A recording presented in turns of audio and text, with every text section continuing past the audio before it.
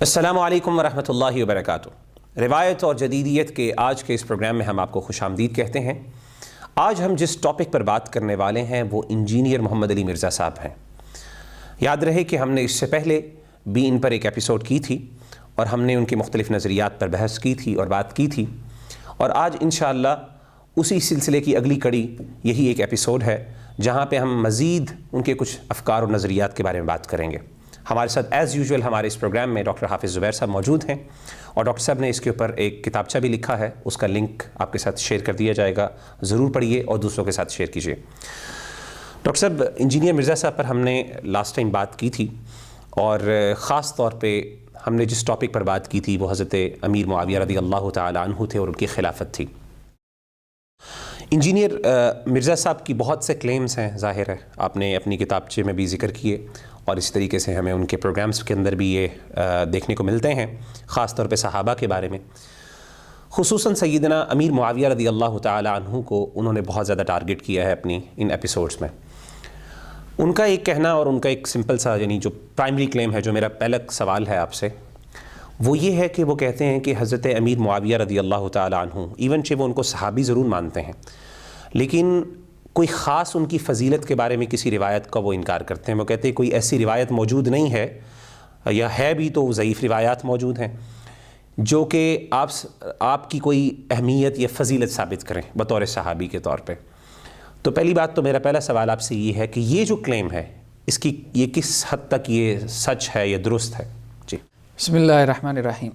دیکھیں، اصل میں جب ہم یہ بات کرتے ہیں کہ انجینئر محمد علی مرزا صاحب کے افکار و نظریات پہ ہم نے ڈسکشن کرنی ہے، تو یہ بات ہم اپنے سامعین کے لیے واضح کر دیں کہ انجینئر صاحب کے جو افکار ہیں ان کا اگر آپ کوئی کرکس نکالنا چاہیں، ان کو سمرائز کرنا چاہیں، یا جن افکار کی وجہ سے وہ بہت زیادہ فیمس ہو گئے، ایک سیلیبریٹی بن گئے، ایک آئیکن بن گئے، یا جن کے اوپر ان کو بہت فخر ہے، یا جیسے وہ کہتے ہیں کہ جی یہ میرا ہائیڈروجن بم ہے، یا یہ میری دی بیسٹ پروڈکٹ ہے، تو وہ ان کے افکار و نظریات وہ ہیں جو انہوں نے اپنے کتابچے واقعہ کربلا کا پس منظر 72 صحیح الاسناد احادیث کی روشنی میں وہ جو انہوں نے اس کو پیش کیا۔ تو بیسیکلی وہ خلافت سے ملوکیت تک کا سفر کیسے ہوا ہے اس کو انہوں نے اپنے تئیں، یعنی ان کا کلیم یہ ہے کہ میں نے احادیث کی روشنی میں اس تھیسس کو واضح کرنے کی کوشش کی ہے۔ تو اس میں انہوں نے پچھلی دفعہ بھی ہم نے پچھلے ایپیسوڈ میں یہ بات کی تھی کہ حضرت امیر معاویہ رضی اللہ عنہ کے حوالے سے انہوں نے یہ ایک پورا مقدمہ بنایا ہے کہ خلافت راشدہ حضرت علی رضی اللہ عنہ پہ ختم ہو گئی تھی اور حضرت امیر معاویہ سے ملوکیت شروع ہو گئی، اور یہ بنو امیہ تھے، اور بنو امیہ میں حضرت امیر معاویہ، اور پھر اس کے بعد جو ہے وہ واقعہ کربلا ہوا، یہ سارا ثانیہ۔ تو گویا کہ اصل جو کردار ادا کیا ہے، جو رول پلے کیا ہے خلافت کے ادارے سے ملوکیت میں ہمارے پولیٹیکل سسٹم کے کنورٹ ہونے میں، وہ سیدنا امیر معاویہ رضی اللہ عنہ ہے۔ تو ہم نے پچھلی دفعہ ان کے کچھ ایسے کلیمز یا دعوی کا جائزہ لیا تھا جو انہوں نے حضرت امیر معاویہ کے حوالے سے کیے تھے، خاص طور پہ ان کی شخصیت کے حوالے سے۔ تو اسی طرح سے حضرت امیر معاویہ، سیدنا امیر معاویہ رضی اللہ عنہ کی فضیلت میں بہت ساری احادیث ہیں، اگر وہ ان کی فضیلت کی احادیث کو مان لیں تو ظاہری بات ہے ان کا کلیم جو ہے وہ برقرار نہیں رہ جاتا۔ تو انہوں نے ان فضیلتوں کا انکار کیا۔ اچھا، سب سے پہلے تو اگر ہم قرآن کی طرف آئیں، قرآن میں ایسی آیات ہیں کہ جن سے حضرت امیر معاویہ رضی اللہ عنہ کی فضیلت بالکل واضح طور پہ ثابت ہوتی ہے، جیسا کہ سورہ توبہ کے اندر آیت ہے، اللہ عز و جل فرماتے ہیں وَالسَّابِقُونَ الْأَوَّلُونَ مِنَ الْمُهَاجِرِينَ وَالْأَنصَارِ۔ اب اللہ تعالیٰ نے نام لیا مہاجرین کا بھی اور انصار کا بھی، اور یہ ہجرت کرنے والوں میں سے تھے حضرت امیر معاویہ رضی اللہ عنہ۔ ان کے والد ابھی ایمان نہیں لائے تھے، اور یہ اپنے والد سے پہلے ایمان لے آئے تھے اور ہجرت کر گئے تھے۔ تو اللہ تعالیٰ نے ان کے بارے میں کہا ہے، اور یہ بھی کہا ہے کہ والذین اتبعوہم بإحسان، اور جنہوں نے پھر مہاجرین اور انصار کی پیروی کی۔ تو رضی اللہ عنہ ورضوا عنہ، اللہ ان سے راضی ہے، وہ اللہ سے راضی ہیں، اور ساتھ میں اللہ نے جنت کی بشارت بھی دی، وَأَعَدَّ لَهُمْ جَنَّاتٍ تَجْرِي تَحْتَهَا الْأَنْهَارُ، اللہ نے ان کے لیے جنتیں تیار کر رکھی ہیں، کہ ان کے لیے مہاجرین اور انصار، صحابہ دو طبقات کا نام تھا۔ تو ایسا نہیں تھا یہ کوئی 5-7 صحابہ تھے جیسا کہ بعض لوگوں کا کلیم ہے کہ جیسے 5-7 صحابہ کوئی قرآن مجید بشارتیں دیتا رہتا ہے۔ قرآن نے مہاجرین اور انصار دو ٹرمز استعمال کیے، وہ ٹرم سب کو پتہ ہے کہ مہاجرین کون تھے، انصار کون تھے۔ دوسرا ایک اور جگہ پہ قرآن مجید نے بہت واضح طور پہ اس بات کو کلیریفائی کی، ایکسپلین کیا. عام طور پہ یہ کہا جاتا ہے نا یہ تو فتح مکہ پہ ایمان لانے والے لوگ تھے، طلقاء تھے اور فتح مکہ کے آخر میں جا کے ایمان لے کے آئے. لیکن قرآن نے اس کا تذکرہ کیا، لا یستوی منکم من انفق من قبل الفتح وقاتل. برابر نہیں ہے، ٹھیک ہے، فتح مکہ سے پہلے جنہوں نے قتال کیا اور فتح مکہ کے بعد جنہوں نے قتال کیا وہ لوگ آپس میں برابر نہیں ہیں، یا جنہوں نے فتح مکہ سے پہلے انفاق کیا جنہوں نے بعد میں کیا وہ برابر نہیں ہے. لیکن آگے اللہ تعالیٰ نے کہا وَكُلًّا وَعَدَ اللَّهُ الْحُسْنَى، اللہ نے ہر ایک سے جنت کا وعدہ کر رکھا ہے. یعنی فتح مکہ سے پہلے جنہوں نے قتال کیا، فتح مکہ کے بعد. اور فتح مکہ کے بعد تو حضرت امیر معاویہ کا قتال واضح ہے، مطلب حنین کے اندر انہوں نے شرکت کی ہے، طائف کے اندر ان کی جو ہے وہ شرکت، غزوہ طائف میں ان کی شرکت موجود ہے، ان کا انفاق بھی واضح ہے فتح مکہ کے بعد. تو یہ جو آیات ہیں قرآن مجید کی تو واضح طور پہ اس کے ایک مصداق ہیں حضرت امیر معاویہ رضی اللہ تعالیٰ عنہ، ان بشارتوں کے جو قرآن مجید نے دی ہیں. یعنی آپ کے کہنے کا مطلب ہے کہ احادیث کی طرف تو ہم بعد میں جائیں گے، پہلے تو قرآن مجید خود گواہی دیتا ہے ان کی اس کہ یہ واقعی ان کی فضیلت ہے بطور صحابی کے طور پہ. دوسرا اگر ہم احادیث کی طرف آئیں کہ کچھ اسپیسیفک احادیث حضرت امیر معاویہ رضی اللہ عنہ، تو سنن ترمذی کی ایک روایت ہے، اللہ کے وسلم نے حضرت امیر معاویہ کے بارے میں کہا اللہم اجعلہ ہادیا مہدیا واہدی بھی، اللہ تعالیٰ ان کو ہادی بنا اور مہدی بھی بنا. مطلب ہادی سے مراد جو دوسروں کو گائیڈ کرنے والا، مہدی جس کو ہدایت دی گئی ہے، مطلب اللہ کی طرف سے وہ گائیڈڈ ہے، اس لیے امام مہدی کو مہدی کہتے ہیں، ٹھیک ہے. وہدی بھی، اور ان کے ذریعے سے آپ خلق خدا کو ہدایت دیں. تو اب یہ روایت ایسا نہیں ہے کہ کوئی نان اتھینٹک روایت ہے، اس کو علامہ البانی نے اس روایت کو صحیح کہا ہے. اور علامہ البانی سے پہلے جو ہے وہ بہت سارے ائمہ نے، جیسے ابن حجر نے اس روایت کو جو ہے وہ کہا ہے کہ یہ حسن روایت ہے، ابن حجر عسقلانی رحمہ اللہ. امام ذہبی نے کہا کہ اس روایت کی سند جو ہے وہ قوی ہے. ابن حجر ہیثمی نے کہا کہ اس روایت کی سند حسن ہے. علامہ جورقانی نے کہا کہ اس روایت کی سند حسن ہے. بہت سارے ائمہ ہیں مطلب جنہوں نے اس روایت کو حسن، یا علامہ البانی نے تو صحیح کہا، لیکن اب انہوں نے اس روایت کو نقل نہیں کیا. تو اب آپ دیکھیں نا کہ ان کے مصادر میں ہیں علامہ البانی. لاسٹ ٹائم بھی ہم نے یہ بات ڈسکس کی تھی کہ یہ علامہ البانی سے احادیث لیتے ہیں، ٹھیک ہے. شیخ شعیب ارناؤت کی تحقیق لیتے ہیں، علامہ البانی کی تحقیق نقل کرتے ہیں. اسی طرح اور شیخ زبیر علی زئی صاحب کی تحقیق نقل کرتے ہیں. تو اب جب ان کے مصادر میں سورسز میں علامہ البانی اور ان کی تحقیق انہوں نے اپنے اس کتابچے میں نقل کی ہے، تو اب علامہ البانی کی تحقیق کے مطابق یہ حدیث صحیح ہے، تو یہاں پہ علامہ البانی کی تحقیق کیوں نہیں لے رہے؟ تو یہ بائسنس واضح طور پہ نظر آتی ہے. اسی طرح سے ایک اور روایت ہے، مسند احمد کی روایت ہے، رسول اللہ صلی اللہ علیہ وسلم نے کہا کہ اللہم علم معاویۃ الکتاب والحساب وقیل عذاب. اللہ تعالیٰ جو ہے وہ معاویہ رضی اللہ عنہ کو، آپ ان کو حساب اور اسی طرح سے کتاب وراثت کا علم آپ ان کو سکھائیں اور ان کو جہنم کے عذاب سے بچائیں. اب اس کو امام ابن خزیمہ نے، ابن حبان نے اس کو صحیح کہا. پھر علامہ البانی نے اس کو صحیح لغیری کہا. اس حدیث کو صحیح لغیری بھی صحیح حدیث کی ایک قسم ہے، جیسے کہ بالکل واضح. اب اس روایت کو بھی انہوں نے نقل نہیں کیا، اس کو بھی انہوں نے بیان نہیں کیا. تو کہنے کا مقصد یہ ہے کہ ایسی روایات جن کو ائمہ محدثین نے یا عصر حاضر کے محدثین نے صحیح کہا ہے، جو حضرت امیر معاویہ رضی اللہ عنہ کی فضیلت کے حوالے سے وارد ہیں، اور کوئی غیر معروف کتابوں میں بھی نہیں ہے، مسند احمد میں ہے، سنن ترمذی میں ہے، امام ترمذی اس روایت کو حسن کہہ رہے ہیں اور بڑے بڑے ائمہ اس کو کہہ رہے ہیں، تو آپ اس کو نقل نہیں کر رہے اور آپ اس بات پہ اصرار کیے جا رہے ہیں کہ جی حضرت امیر معاویہ رضی اللہ عنہ کی فضیلت میں کوئی روایتی ثابت نہیں. یا تو آپ اس روایت کو نقل کریں اور آپ اس کو پیش کریں کہ میں کیوں نہیں نقل کر رہا، اس میں یہ تنقید اس پر کریں، اس روایت پر کہ یہ درست نہیں ہے یا پھر اس کے اندر ضعف ہے. لیکن جب آپ اس کو نقل ہی نہیں کر رہے تو اب دو ہی پاسبلٹیز ہیں، یا تو آپ کو اس کا پتہ نہیں ہے، یا دوسری بات ہے آپ جان بوجھ کے اس کو نقل نہیں کر رہے. جان بوجھ کے نقل نہیں کر رہے، سیدھی سی بات ہے، جان بوجھ کے نقل نہیں کیا، کیونکہ پک اینڈ چوز کیا ہے نا. کام وہی کیا ہے کہ جو روایات جو ہے وہ ان کے مقدمے کو سپورٹ کر رہی تھی اس کو انہوں نے نقل کر دیا، اور جو روایات ان کے مقدمے کے خلاف کھڑی تھی انہوں نے اس کو سائڈ پہ کر دیا، چھپا لیا. مطلب وہی کام کیا جس کا وہ تان علماء کو دیتے ہیں. اچھا، یہاں پہ ایک سوال چھوٹا سا اسی سے متعلق، حدیث کی روایات سے متعلق. انجینئر مرزا صاحب نے کئی جگہوں پہ احادیث پر بحث بھی کی ہے، اور ہم نے لاسٹ میں بات کی تھی کہ ان کی انڈرسٹینڈنگ آف اصول حدیث، خاص طور پہ جو پرنسپلز ہیں. میرا سوال یہ ہے کہ آپ نے ذرا تحقیق ظاہر کی ہے اس پر کہ انجینئر مرزا صاحب خود بھی احادیث پر حکم لگاتے ہیں، تحقیق کرتے ہیں، یا پھر وہ صرف نقل کرتے ہیں؟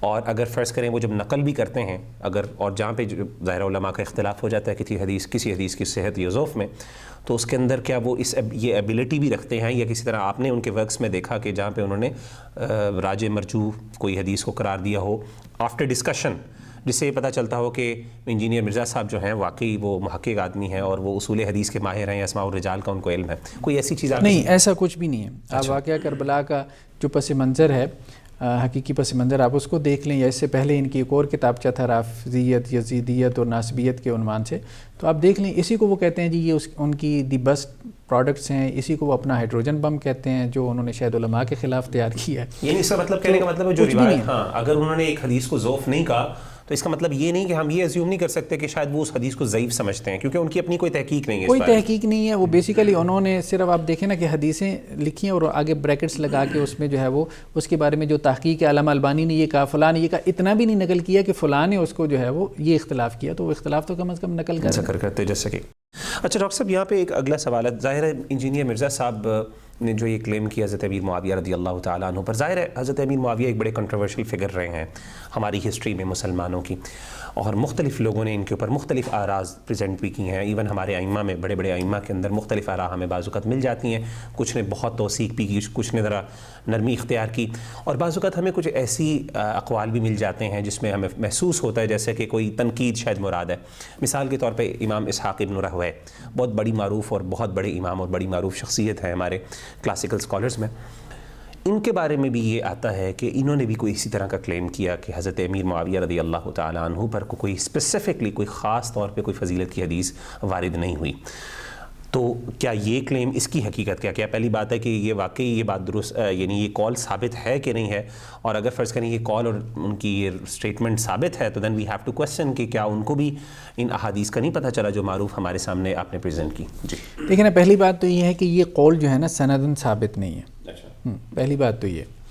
تو اب آپ دیکھیں نا، ایک چیز سندن ثابت نہیں ہے اور ان کے مقدمے کو چونکہ سپورٹ کر رہی ہے تو وہ اس کو نقل کر رہے ہیں.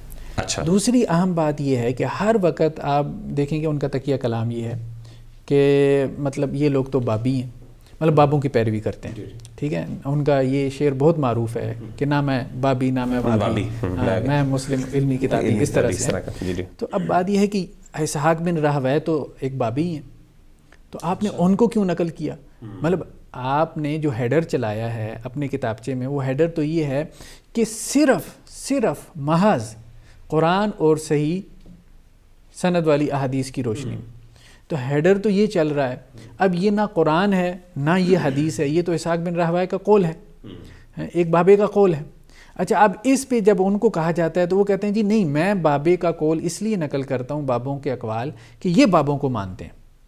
چلیں یہ بات بھی مان لیتے ہیں کہ ہم بابوں کو مانتے ہیں، ٹھیک ہے، اس لیے آپ ان اقوال کو نقل کرتے ہیں.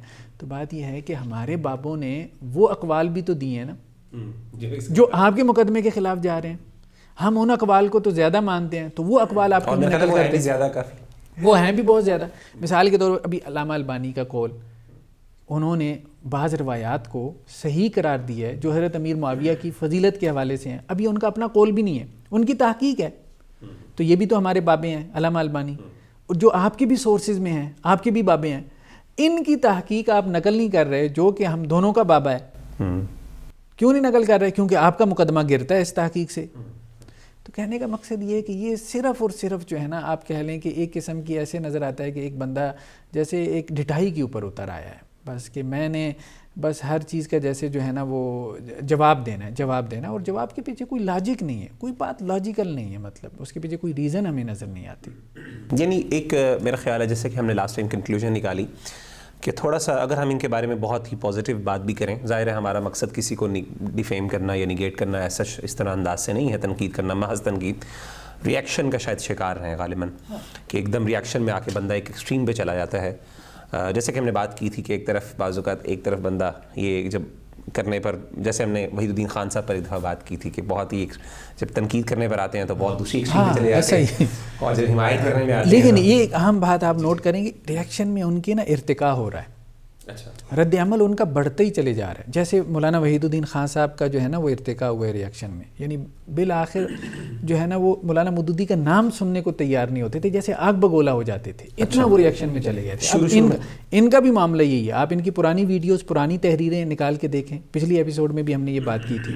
وہ جو یزیدیت، ناسبیت اور رافضیت والا جو ہے وہ کتابچہ ہے، ٹھیک، اب اس میں آپ دیکھیں اس نے سیدنا امیر معاویہ رضی اللہ عنہ، ہاں رضی اللہ عنہ، اور ان کا اجتہادی خطا تھی، ٹھیک ہے. دوسرا جو کتاب چاہے اس میں سیدنا بھی اڑ گیا اور اجتہادی خطا والی بات بھی اڑ گئی. اب اس کے بعد سے اب جو ویڈیوز آ رہی ہیں اس میں آپ دیکھیں آہستہ آہستہ جس لیول پہ یہ جا رہے ہیں تو اب اللہ بہتر جانتا ہے کہ یہ کہاں پہ پہنچیں گے. ڈاکٹر صاحب چلیں یہ تو بات ہو گئی حدیث، چلیں یہ تو ہم کلیم کر دیا ہم نے کہ حدیث میں یعنی توثیق میں اور فضیلت میں حدیث ثابت ہیں، یا پھر قرآن مجید کی آیات جو ہیں وہ ان کے مصداق ہیں. سوال یہ ہے کہ ہمیں کچھ ایسی روایات بھی ملتی ہیں، غالباً ہمیں صحیح بخاری میں بھی اور دیگر روایات بھی موجود ہیں جہاں پہ ہمیں حضرت امیر معاویہ رضی اللہ تعالیٰ عنہ پر خصوصی طور پہ تنقید بھی ملتی ہے.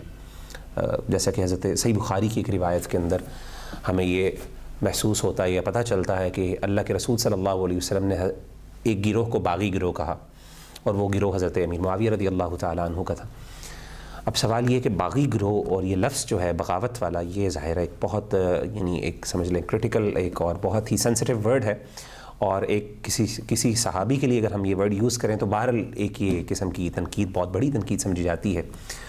تو میرا سوال یہ کہ یہ جو صحیح بخاری کی جو روایت ہے یہ باغی والا مفہوم، پہلی بات تو یہ کہ کیا واقعی بات درست ہے، اس میں سیدنا امیر معاویہ رضی اللہ تعالیٰ عنہ کے گروہ کو ہی باغی کہا گیا، اور اگر فرض کریں کہا گیا تو اس کا اصل مفہوم کیا ہے، کانٹیکسٹ کیا کہتا ہے، یہ ہمارے محدثین نے اس کو کس طریقے سے سمجھا، ہمارے کلاسیکل وہی اگین ہمارے بابوں نے کس طرح اس کو سمجھا، یہ بھی ہمیں جاننے کی ضرورت ہے. جی دیکھیں نا، اب اس میں جو ہم نے کہا تھا کہ ان کے کتابچے کے 6 ابواب ہیں، ان میں سے 5 تو انہوں نے امیر معاویہ رضی اللہ عنہ پہ لگائے ہیں ایک طرح سے.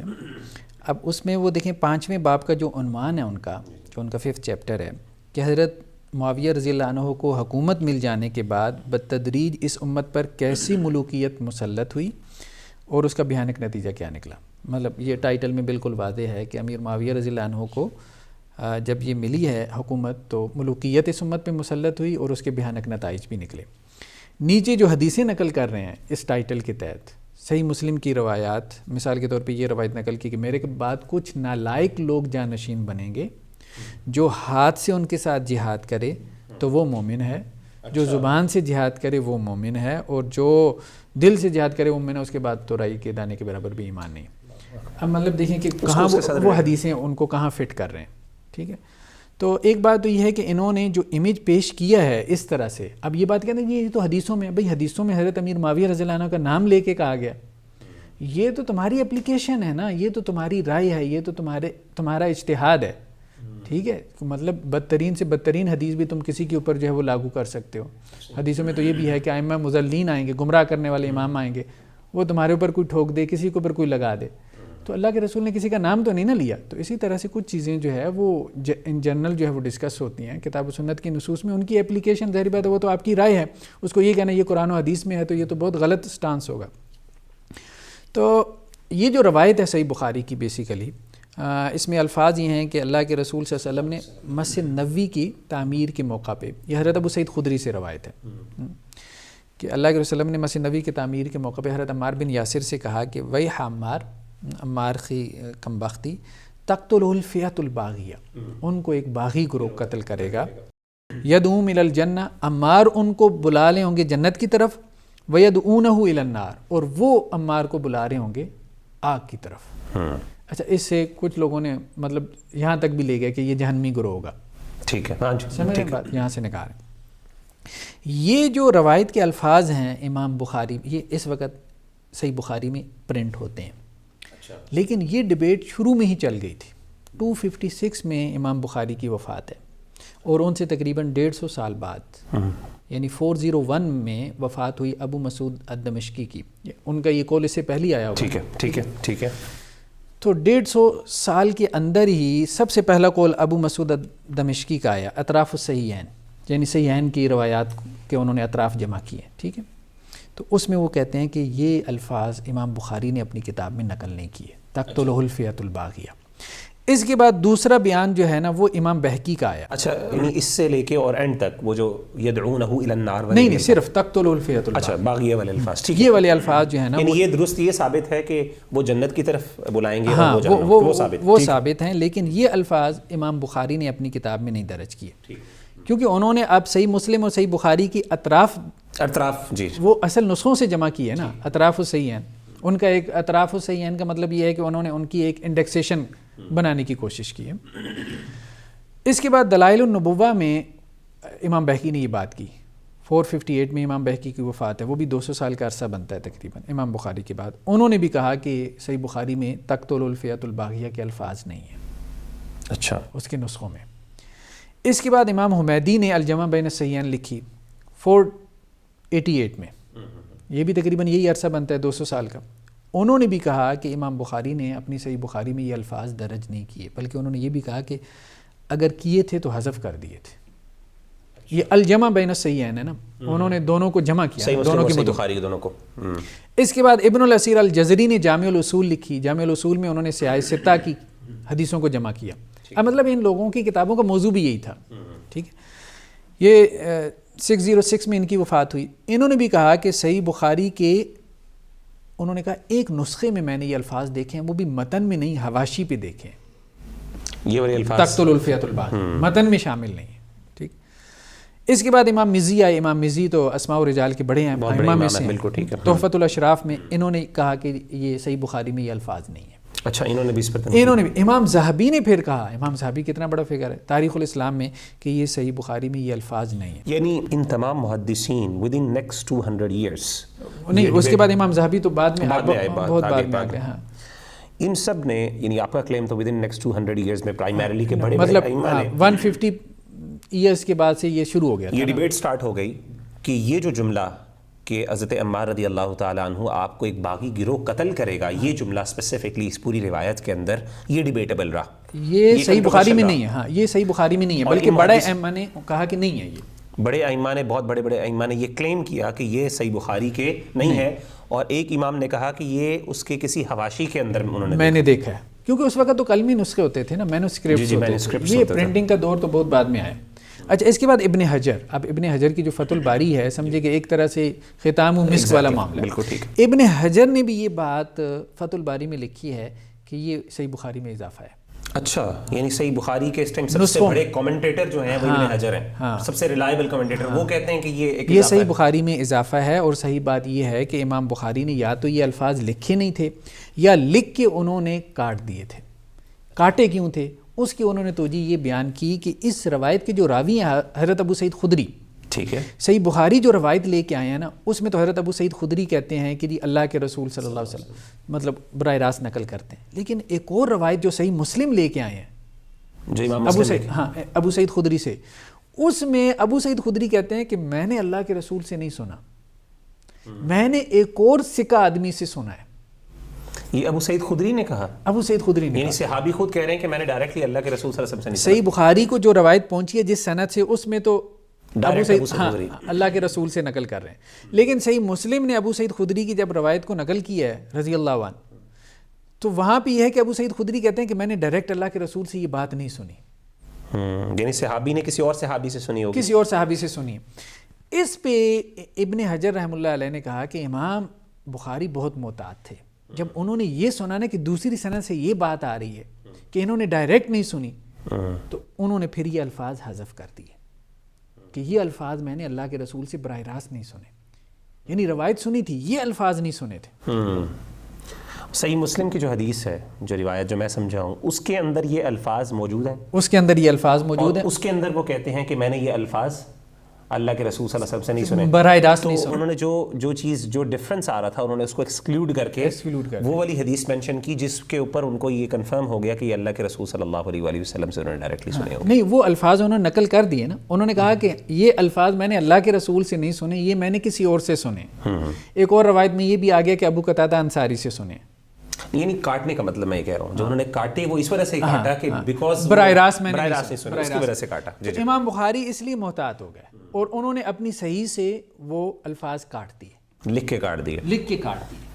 یعنی اگر ہم مان لیں کہ انہوں نے لکھے ہیں تو اس کا مطلب وہ لکھ کے کاٹ دیے, کیونکہ ان کا قاعدہ یہ تھا کہ ایک راوی نے اگر براہ راست اللہ کے رسول سے نہ سنا ہو تو وہ اس کی حدیث اپنی صحیح میں درج نہیں کرتے. ٹھیک ہے, یہ ابن حجر رحمہ اللہ علیہ نے توجیہ بیان کی کہ امام بخاری نے اس کو کیوں کاٹا ہے.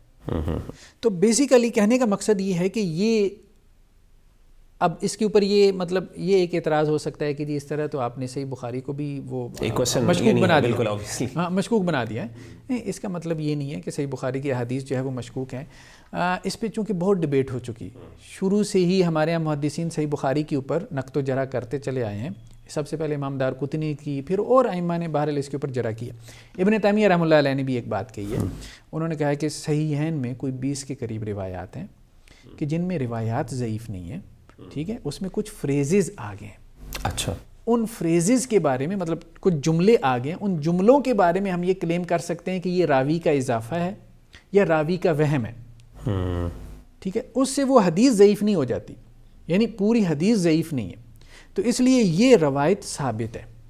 لیکن اس کے اندر یہ جو فریز آ گیا ہے نا, یہ فریز جو ہے وہ صحیح بخاری میں یہ ادراج ہے. اس کو اصطلاح میں کیا کہتے ہیں اصول حدیث کہ ادراج ہے, یعنی راوی کی طرف سے یہ اضافہ ہے. اور یہ مطلب عام ہے, سب لوگ جو اصول حدیث سے واقف ہیں وہ اس کو جانتے ہیں. تو حدیث صحیح ہے صحیح بخاری کی, یہ لیکن یہ والے الفاظ ثابت نہیں ہیں, صحیح بخاری میں ثابت نہیں ہے.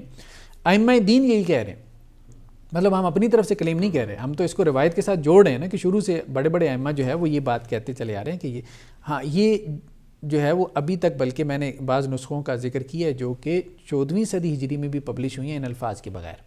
اچھا, ابھی بھی یہ تو ابھی آ کے 15ویں جو ہے وہ صدی ہجری کے اندر جو ہے وہ ان کی اشاعت ایک بڑے پیمانے پہ ہوئی ہے. اور اب لوگ یہی سمجھتے ہیں کہ جی شاید یہ, یعنی اس پوری ڈسکشن کا بنیادی جو کلیم ہے آپ کا, جو آپ کا تھیسس ہے وہ یہ ہے کہ یہ جو الفاظ ہیں, چلو اگر ہم ان کو نگیٹ نہ بھی کریں, یہ کنٹروورشل ہے, ڈیبیٹیبل ہے. تو جب آپ نے اپنا ایک تھیسس قائم کرنا ہے تو you have to be careful کہ this is itself a controversial thing, کہ اگر آپ اس کو اپنی پوری فاؤنڈیشن بنا رہے ہیں, اپنی بیس پوری بنا رہے ہیں, تو یہ اٹ سیلف الفاظ کنٹروورشل ہے. اور آپ نے کہا کہ 14th سینچری تک آف اسلامک کیلنڈر, 14ویں صدی ہجری تک کی کتب کے اندر کئی ایسے نسخے موجود ہیں جن کے اندر یہ الفاظ موجود نہیں ہیں, اور وہ کتابیں پبلش ہو رہی ہیں. اور لیکن 15ویں صدی ہجری میں اندر آ کے یہ چیز زیادہ معروف ہو گئی ہے. ٹھیک ہے, اس کا مطلب ہے کئی علماء نے, محدثین نے خاص طور پہ. اس میں ڈاکٹر صاحب ایک اور سوال یعنی یہاں سے پیدا ہوتا ہے کہ چلیں یہ تو صحیح بخاری کی بات ہوگی. اب ظاہر ہے صحیح بخاری ایک ہمارے ہاں ایک بہت بڑی ویلیو ہے اگین, لیکن باقی جو کتب احادیث ہیں وہ بھی تو بے شمار ہیں, اور اس کے اندر بھی ظاہر ہے بہت سی احادیث ہیں جو کہ جن پر ہم ظاہر مانتے بھی ہیں, فالو کرتے ہیں, اور جن کو ہم سمجھتے ہیں اور ہم قائل ہیں کہ صحیح بخاری کے اندر صرف تمام احادیث امام بخاری رحمہ اللہ نے جمع نہیں کی. سوال یہ کہ کیا اس کے علاوہ بھی کتب احادیث میں کیا یہی روایت موجود ہے, اور اگر موجود ہے تو کیا وہ ریلائبل ہے, اور اگر وہ ریلائبل ہے تو کیا وہی مسئلہ یہاں پہ بھی ہے, اور اگر ہے تو وہ کیوں ہے؟ کیا انہوں نے بھی امام بخاری کو کاپی کیا ہے یا پھر انہوں نے اپنی کوئی تحقیق سے لے کے آئی ہیں کوئی چیز؟ جی دیکھیے, یہ تو ہے کہ یہ روایت بہت ساری اسناد سے مروی ہے, یہ بات تو ٹھیک ہے. کچھ لوگوں نے اس کے متواتر ہونے کا دعویٰ کر دیا, وہ تو غلط ہے, ٹھیک ہے, وہ جسٹیفائڈ نہیں ہے. لیکن یہ ہے کہ کافی ساری کتابوں میں یہ روایت موجود ہے, ٹھیک ہے, اور کافی سارے صحابہ نے اس کو نقل کیا. لیکن یہ ہے کہ سیلف کنٹراڈکٹری ہے, یعنی اس کے متون, اس کے جو ٹیکسٹ ہیں نا اور اسناد آپس میں ٹکرا رہی ہیں. جسے ہم اصول حدیث کی اصطلاح میں کہتے ہیں کہ مضطرب حدیث ہے. مثال کے طور پہ صحیح بخاری میں جب یہ واقعہ نقل ہوتا ہے تو صحیح بخاری میں یہ ہے کہ یہ مسجد نبوی کی تعمیر کا واقعہ ہے. یعنی اس میں یہ ہے کہ رسول اللہ صلی اللہ علیہ وسلم وہ اینٹیں ڈھو رہے تھے حضرت عمار بن یاسر, اور رسول اللہ صلی اللہ علیہ وسلم جو ہے وہ ان کے مطلب بالوں سے مٹی جھاڑ رہے ہیں, اور پھر ان کو یہ کلمات کہتے ہیں اللہ کے رسول. اب مسجد نبوی کی جو تعمیر کا واقعہ ہے یہ سب کو پتہ ہے کہ یہ 1 ہجری کا واقعہ ہے. ٹھیک ہے, یہ ابو سعید خدری کی روایت ہے, ٹھیک ہے, وہ کہتے ہیں میں نے خود نہیں سنا, وہ بات آگے, یہ الفاظ نہیں سنے. اچھا, اگر یہ الفاظ نکال دینا تو صحیح بخاری کی روایت صحیح ہو جاتی ہے. پھر یدعوہم الی الجنہ و یدعونہ الی النار, اس سے مراد مشرکین مکہ ہیں. بہت سارے شارحین نے یہی بات کہی ہے, ٹھیک ہے, کہ عمار جو ہے وہ ان کو مطلب ظاہری بات ہے ایک مشقت میں تو تھے, ایگزیکٹلی مشکل میں, اور یہ بھی اس روایت میں آتا ہے کہ حضرت عمار جو ہے وہ ڈبل اینٹیں ڈھوتے تھے, یعنی عام صحابہ جو ہے جتنی ڈھو رہے تھے اس سے ڈبل. تو اللہ کے رسول نے ان کی حوصلہ افزائی کے لیے کہا کہ جی عمار جو ہے وہ اتنی مشقت میں ہے. لیکن میرا خیال ہے کہ کانٹیکسٹ ہی بدل جاتا ہے پوری روایت کا, یعنی معنی ہی بدل جاتا ہے, یعنی جو اس کو ہم ریلیٹ کرتے ہیں وہ اس صحابہ کے درمیان جو فتنہ ہوا تھا اس سے نکل کے وہ اسی دور کی روایت ثابت ہو جاتی ہے کہ اللہ کے رسول سمپلی یہ کہہ رہے ہیں کہ اے عمار تم تو لوگوں کو جو ہے نا جنت کی طرف مطلب یہ جو مشقت تم ساری جو کر رہے ہو, تم تو جنت کے, تم تو دین کے کام میں لگے ہو, تو لیکن تمہارے دشمن جو ہیں وہ کوئی بھی دشمن, وہ آج کے دشمن بعد کے دشمن ہیں, وہ تمہارے خلاف مشقت اٹھا رہے ہیں, لیکن وہ آگ کی طرف, وہ جہنم کی طرف بلا رہے ہیں. جیسے قرآن نے کہا نا کہ تم بھی شہید ہو رہے ہو, اللہ کے راستے میں جانے دے رہے ہو, اور کافر ہیں وہ بھی کیا کر رہے ہیں, اپنی جانیں دے رہے ہیں, لیکن وہ کفر کے لیے دے رہے ہیں. ابو سعید خدری رضی اللہ عنہ کی جو روایت ہے وہ تو صحیح بخاری میں ہے، ٹھیک ہے، اس میں یہ ہے کہ یہ مسجد نبوی کی تعمیر کا واقعہ. جو صحیح مسلم کی روایت ہے حضرت ابو قتادہ انصاری سے، اس میں یہ ہے کہ یہ غزوہ خندق کا واقعہ ہے، یعنی سن 5 ہجری میں ہے، 4 سال کا فرق پڑ گیا. تو یہ کنٹرڈکٹ کر رہے ہیں دونوں متون. اس سے بعض لوگوں نے جمع کرنے کی یہ کوشش کی کہ یہ 2 مرتبہ ہوا، لیکن 2 مرتبہ دیکھیں، اچھا ابھی میں اور طرف آؤں گا کہ یہ 2 مرتبہ بھی نہیں ہوا. کچھ جو ہے نا وہ متون ایسے کہتے ہیں کہ جیسے یہ کوئی 3-4 مرتبہ ہوا ہے. کہنے کا مقصد یہ ہے کہ اس میں جو سین ہے نا، حدیث کے اندر ایک سین پورا پیش کیا جاتا ہے نا، صرف الفاظ نہیں ہے. ٹھیک ہے، بالکل صحیح. ایک پورا سین ہے کہ اللہ کے رسول حضرت عمار بن یاسر کے بالوں سے مٹی جھاڑ رہے ہیں. اب یہ پورا سین ریپیٹ ہونا، مطلب بار بار ریپیٹ ہونا اور اللہ کے رسول کا بار بار وہی الفاظ دہراتے جانا، یہ کوئی معقول بات معلوم نہیں ہوتی. اگر اس پہ ہم بعد میں گفتگو کرتے ہیں. ابھی تو ہم یہ بات کر رہے ہیں کہ صحیح بخاری اور صحیح مسلم کا جو متن ہے یہ آپس میں کنٹرڈکٹ کر رہا ہے. ٹھیک ہے، آگے آپ چلیں. اس کے علاوہ یہ جو روایت، اس کے ایک راوی ہیں، صحیح مسلم میں ایک روایت ہے حضرت ام سلمہ سے. حضرت ام سلمہ یہ کہتی ہیں کہ انہوں نے اللہ کے رسول صلی اللہ علیہ وسلم سے یہ روایت نقل کی. اب حضرت ام سلمہ جو ہے، اگر آپ وہ 4 ہجری میں وہ رسول اللہ صلی اللہ علیہ وسلم سے ان کا نکاح ہوا، حضرت ام سلمہ کا. بالکل ٹھیک ہے. اگر مسجد نبوی کی تعمیر کا واقعہ بنائیں تو وہ تو اس وقت مکہ میں تھی، میرا خیال ہے. وہ تو اس وقت مکہ میں تھی، ان کی تو بعد میں ہجرت ہوئی نا، وہ آئی. اچھا، بعض لوگ کہتے ہیں کہ جس بطور صحابیہ بھی تو وہ نقل کر سکتی تھی. ٹھیک ہے، بطور صحابیہ نقل کر سکتی تھی، لیکن یہ بات سیرت میں بالکل واضح ہے کہ ایمان لانے کے بعد 1 سال تک ان کو روکا گیا. بالکل ایسے ان کے بچے کا واقعہ ہے ان کے. تو حضرت ام سلمہ رضی اللہ عنہا تو 1 سال تک ان کو روکا گیا تھا. تو ظاہری بات ہے کہ وہ مسجد نبوی کی تعمیر کے بعد، مسجد نبوی کی تعمیر 1 ہجری میں ہوئی ہے، تو اس کے بعد ہی وہ وہاں مدینہ پہنچی ہیں ہجرت کر کے. تو یہ ممکن نہیں ہے کہ وہ اللہ کے رسول وسلم سے براہ راست یہ روایت نقل کریں. دوسرا یہ ایزیوم ہم کر سکتے ہیں کہ غزوہ خندق کے موقع پہ چونکہ 4 ہجری میں ان کی شادی ہو گئی، تو 5 ہجری میں جو ہے وہ انہوں نے رسول اللہ صلی اللہ علیہ وسلم سے چونکہ غزوہ خندق ہوا تو اس موقع کی یہ روایت ہو. اچھا، اس روایت میں وہ پس منظر کا ذکر نہیں ہے. غزوہ خندق والی روایت میں نہیں، حضرت ام سلمہ والی روایت، اس میں صرف یہی الفاظ ہیں. ٹھیک ہے. حضرت ابو قتادہ انصاری کی روایت میں تو غزوہ خندق کے پس منظر کا ذکر ہے، اور حضرت ابو سعید خدری کی روایت میں مسجد نبوی کی تعمیر کے واقعے کا ذکر ہے. تو ان دونوں میں سے کسی ایک مقام پہ انہوں نے سنا ہوگا. تو مسجد نبوی والا تو ممکن نہیں ہے کیونکہ وہ اس کے بعد مدینہ تشریف لائیں. غزوہ خندق کا بھی ممکن نہیں ہے، اس لیے کہ یہ بات سیرت کی کتابوں میں تقریباً سب کتابوں سے ہمیں ملتی ہے کہ غزوہ خندق کے موقع پہ رسول اللہ صلی اللہ علیہ وسلم نے تمام عورتوں کو، ازواج کو بھی اور مسلمان عورتوں کو بھی، حضرت حسان بن ثابت کے ایک قلعے میں ان کو معصور کر دیا. تو حضرت حسان بن ثابت اس کے پہرے پہ تھے، اور ایک یہودی آیا بھی تھا جاسوسی کرنے کے لیے. وہ واقعات سب کو پتہ ہے کہ اللہ کے رسول وسلم کی جو پھوپھی تھی انہوں نے اس کی گردن اڑا دی تھی، اور یہودی کی. تو اس وقت بھی ممکن نہیں تھا. ٹھیک ہے. تو حضرت ام سلمہ کا آپ یہ کہہ رہے ہیں کہ حضرت ام سلمہ کا براہ راست، یعنی اگر ہم مان لیں کہ یہ مسجد نبی کی تعمیر کا تب بھی ممکن نہیں تھا کیونکہ آپ اس ٹائم مکہ میں تھیں، آپ کو روکا گیا 1 سال کے لیے ہجرت کے موقع پر. اور اس کے ساتھ ساتھ ہم یہ بھی پاسبل نہیں ہے کہ انہوں نے ڈائریکٹلی سنا ہو غزوہ خندق کے موقع پر اللہ کے رسول صلی اللہ علیہ وسلم پر، کیونکہ اس ٹائم آپ ادھر تھیں، مدینہ میں آپ کو روکا گیا تھا. باقی یہ دیکھیں نا کہ اب یہ ایک علیحدہ بات ہے، اس کو ہم بعد میں سمجھتے ہیں کہ پھر صحابہ نے یہ کیوں کہا کہ ہم اللہ کے رسول وسلم سے ہم نے سنا. دیکھیں نا، یہی بات پہلے حضرت ابو سعید خدری رضی اللہ عنہ سے بھی مروی ہے صحیح بخاری میں، لیکن انہوں نے ایک دوسری روایت میں واضح بھی کر دیا کہ میں نے براہ راست نہیں سنا. ٹھیک ہے. اس کی وجہ یہ تھی کہ صحابہ ایک دوسرے سے روایت کر لیتے تھے، اس کی یہ توجیہ کی گئی، لیکن اس پہ ہم آگے چل کے گفتگو کرتے ہیں. اچھا، اس کے علاوہ ایک روایت ہے حضرت ابو ہریرہ رضی اللہ عنہ سے. ٹھیک ہے. حضرت ابو ہریرہ رضی اللہ عنہ سے جو روایت ہے، دیکھیں حضرت ابو ہریرہ بھی اسلام لائے ہیں 7 ہجری میں. اچھا سوری آپ کی بات کاٹ رہا ہوں، یہ ساری روایات صحیح روایات کی ہم ہاں یہ ساری صحیح روایات. ٹھیک ہے. حضرت ابو ہریرہ بھی 7 ہجری میں ایمان لائے، تو حضرت ابو ہریرہ کیسے یہ روایت نقل کر سکتے ہیں اللہ کے رسول ڈائریکٹلی؟ ٹھیک ہے، کیونکہ یا تو وہ 1 ہجری کا واقعہ ہے یا 5 ہجری کا واقعہ ہے. صحیح بخاری کے مطابق 1 ہجری کا ہے، صحیح مسلم کے مطابق 5 ہجری کا. تو انہوں نے بھی کسی سے سن کے ظاہر روایت. اس کے علاوہ یہ روایت جو ہے نا، جیسے مصنف ابن ابی شیبہ میں ہے عمر بن العاص رضی اللہ عنہ سے. عمر بن العاص رضی اللہ عنہ بھی 8 ہجری میں ایمان لے آئے ہیں. 8 ہجری میں ان کا ایمان ہے. اس کے بعد ان کی ہجرت ہے. ٹھیک ہے، وہ بھی ممکن نہیں ہے. مسند احمد میں جو روایت ہے حضرت عبداللہ بن عمر بن العاص سے، یہ اپنے والد سے اگرچہ پہلے ایمان لے آئے تھے، 7 ہجری میں کہا جاتا ہے، لیکن ان کی ہجرت بھی 8 ہجری میں ہوئی ہے تقریباً. اچھا، تو یہ بھی مکہ میں تھے؟ یہ بھی مکہ میں تھے. یہ بھی ممکن نہیں ہے، اور ایمان ہی ان کا بھی 7 ہجری میں ثابت ہوتا ہے. اچھا ٹھیک. اس کے علاوہ حضرت انس رضی اللہ عنہ سے ہے، حضرت حذیفہ سے ہے، لیکن یہ روایات ثابت نہیں ہیں. یہ ضعف ہے. تو جو روایات تو ثابت ہیں تو ان میں امکانات نہیں ہیں کہ رسول اللہ صلی اللہ علیہ وسلم سے براہ راست سنا ہو، اس کے امکانات نہیں ہیں. اور دوسرا یہ کہ جو اس کے متن ہیں وہ آپس میں کنٹراڈکٹ کر رہے ہیں. اچھا، اب اس پہ ایک قول جو ہے نا امام احمد بن حنبل کا ہے. ابو بکر الخلال ان کی کتاب ہے، یہ بہت بڑے حنبلی ائمہ میں سے ہیں، السنہ کے نام سے. تو انہوں نے امام احمد بن حنبل کی نسبت سے یہ قول نقل کیا ہے کہ محمد بن ابراہیم یہ کہتے ہیں کہ میں نے امام احمد بن حلقے کے میں یہ بات سنی ہے. اور وہ حلقہ امام احمد بن حنبل کا کون تھا؟ احمد بن حنبل تھے، یحییٰ بن معین تھے، یہ بھی بڑے ائمہ میں سے ہیں، ابو خیثمہ تھے، یہ بھی بڑے ائمہ میں سے ہیں، اور معیطی تھے.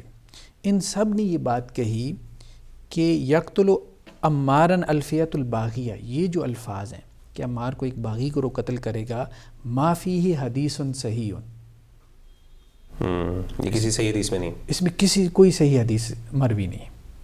یہ بہت بڑی سٹیٹمنٹ ہے جو امام احمد بن حنبل سے آ رہی ہے، یحییٰ بن معین سے آ رہی ہے، ابو خیثمہ سے آ رہی ہے، معیطی سے آ رہی ہے. اور یہ مطلب ایک اور روایت ہے، بلکہ ابو بکر الخلال نے ایک اور روایت نقل کی ہے کہ امام احمد بن حنبل یہ کہتے ہیں، اور سند بھی ساتھ دی ہے، یعنی یہ قول اسناد سے ثابت ہے، صحیح سند سے ثابت قول ہے. اپنی سند امام احمد بن حنبل تک بیان کی ہے اس کہ یہ جو روایت ہے نا تقتل عمارا الفیۃ الباغیہ، یہ جو الفاظ ہیں کہتے ہیں 28 حدیثاً، 28 حدیثیں ہیں. امام احمد بن حنبل کہتے ہیں لیس فیہا حدیث صحیح، لیکن 28 میں سے کوئی ایک بھی صحیح نہیں ہے. تو اس کے اندر پھر تو صحیح بخاری کا جو سٹیٹمنٹ ہے وہ بھی اس کے اندر سے آ جاتی ہے. صحیح بخاری مطلب صحیح بخاری میں تو الفاظ ہیں ہی نہیں، اگر الفاظ ہیں ہی نہیں ہیں، الفاظ ہیں ہی نہیں ہے نا. تو ہاں البتہ یہ ہے کہ اس میں یہ بات کہی جاتی ہے کہ ابو بکر الخلال نے ایک تیسرا قول بھی امام احمد سے نقل کیا کہ وہ یہ کہتے ہیں کہ اس میں کوئی کچھ روایات صحیح بھی ہیں، لیکن وہ قول جو ہے نا وہ ثابت نہیں ہوتا، وہ قول ثابت نہیں ہوتا. اس کا ذکر میں نے اپنی کتاب میں جو انجینئر محمد علی مرزا افکار و نظریات، اس میں نے اس کا تذکرہ کیا ہے. یہ 2 اقوال ثابت ہیں. کہنے کا مطلب آپ کا پورا تھیسس یہ ہے کہ یہ جتنے بھی خاص طور پہ یہ لفظ ہیں، پہلے تو ہم نے کہا کہ صحیح بخاری کے اندر یہ جو الفاظ ہیں اس میں ڈیبیٹ ہے علماء کی کہ یہ صحیح بخاری کے الفاظ ہیں بھی کہ نہیں، اور اگر ہیں بھی تو کاٹ دیے گئے تھے، ریموو کر دیے گئے تھے. اس کی ریزنز ہم نے ڈسکس کی. پھر آپ نے کہا جو دیگر صحیح احادیث کے اندر آپ نے صحیح احادیث میں ذکر کیا کہ ابو قتادہ الانصاری رضی اللہ تعالیٰ عنہ سے مروی ہے، ابو سعید خدری سے ہے کے موقع پر ابو سعید خدری سے مروی ہے. اور اسی طریقے سے آپ نے کہا حضرت ام سلمہ رضی اللہ تعالیٰ عنہ، اسی طریقے سے انس بن مالک، یعنی حضرت ابو ہریرہ رضی اللہ تعالیٰ عنہ. اور یہ وہ صحیح احادیث ہیں، لیکن اگر ہم ان پر یعنی تأمل کریں، غور کریں، تو ہمیں یہ پھر بہت سے کوسچنز اٹھتے ہیں جس پہ ہمیں آنسر کرنے پڑیں گے کہ بھئی یہ کیوں، کس طرح روایت کی، کون کر رہا ہے، یہ صحابہ کیسے اللہ کے رسول سے روایت کر رہے ہیں جبکہ ان لوگوں کا ایمان اس کے بعد ڈائریکٹلی ممکن نہیں ہم سے روایت کرنا. تو درمیان میں کوئی شخص ہے جس سے یہ روایت ہو رہی ہے، بٹ وہ کون شخص ہے، again this is a question. اور آپ نے کہا جو باقی جو صحابہ سے منقول روایات ہیں وہ ظاہرہ ضعیف ہیں.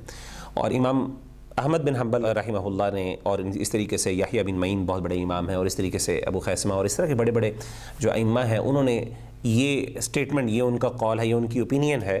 اور یہ حنبلی اسکالرز اس کو جو ہے نا وہ کنسیڈر کرتے ہیں ایز این اوپینین آف امام احمد بن حنبل کے یہ بیسکلی یہ جو لفظ ہیں خاص طور پہ باغی گروہ کے قتل کرنے والے، جس کی وجہ سے جس پر سارا تھیسس کھڑا ہے انجینئر مرزا صاحب کا، وہ ثابت ہی نہیں ہے کسی بھی صحیح حدیث سے ثابت نہیں ہے. اور کچھ میں ہے کہ کچھ حدیثوں میں شاید کچھ نہ کچھ اعتبار کیا جا سکتا ہے ایک قول کے مطابق، لیکن آپ نے کہا کہ وہ قول بھی محل نظر ہے. امام احمد بن حنبل سے وہ قول ثابت نہیں ہوتا. ڈاکٹر صاحب اس میں ظاہرہ بڑی اچھی آپ نے بڑی تفصیل سے ریسرچ، بڑی اپنی اچھی ریسرچ پیش کی.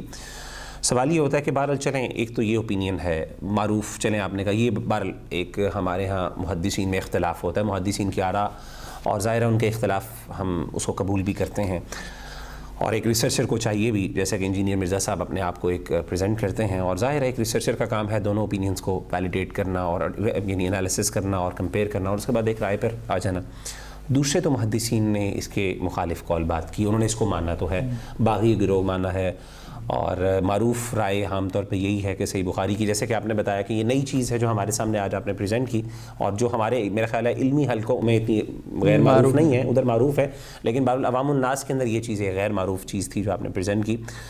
تو اگین میرا کویسچن یہ ہے کہ یہ جو حدیث جو بہرحال ائمہ نے اس کو کنسیڈر کیا ہے، رلائے کیا ہے، تو بہرحال ان کی بھی تو اہمیت ہے اس بات کی. اگر ہم مان لیں فرض کریں، اور اگر کوئی بندہ فرض کریں اس کو بنیاد بنواتے ہوئے محدثین کے اس قول کو راجح سمجھتے ہوئے اپنا ایک اوپینین رکھتا ہے باغی گروہ کے بارے میں، تو سوال یہ کہ پھر اس کا مفہوم کیا ہوگا؟ وہ اس حدیث کو کنسیڈر صحیح کر رہا ہے، درست سمجھ رہا ہے، تو پھر ہم اس کو کیا کہیں گے؟ اس کو کیا مفہوم بتائیں گے جس سے ہم حضرت امیر معاویہ رضی اللہ تعالیٰ عنہ کا سٹیٹس بھی برقرار رکھ سکیں، اور جو باقی احادیث ہم نے مینشن کیا اس سے کنفارم بھی کرے ظاہر ہے، یا پھر کیا ہمارے اس کے بارے میں یعنی کیا انڈرسٹینڈنگ ہے اس کی؟ لیکن اصل میں تو بغش کا جو لفظ ہے نا، باغی کا لفظ، ایک تو مرزا صاحب کا ہم نے پچھلی دفعہ بھی ذکر کیا تھا، شراب کا لفظ انہوں نے پکڑ لیا.